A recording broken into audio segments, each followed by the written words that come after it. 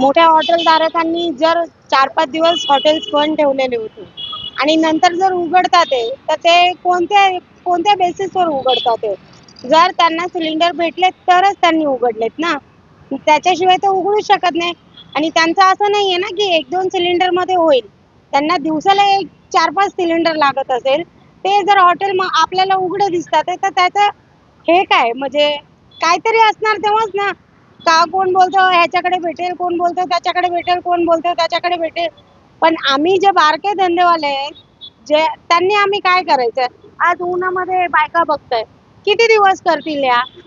आणि जर ह्या आजारी पडल्या, तर ह्यांची भरपाई कोण करणार आहे आपण? ना आम्हाला सिलेंडर देत आहे.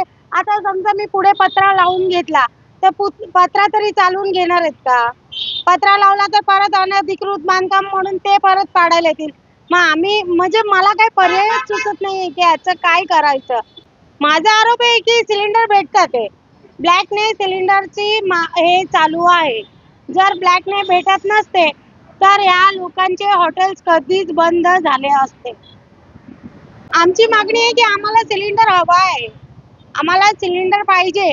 आज छोटा सिलेंडर लावल्यानंतर तुम्ही येऊन चेकिंग करताय, नाही हे नाही चालणार, असं नाही चालणार, तसं नाही चालणार. अरे मग त्याला पर्याय काय? पर्याय काहीतरी पाहिजे ना आम्हाला.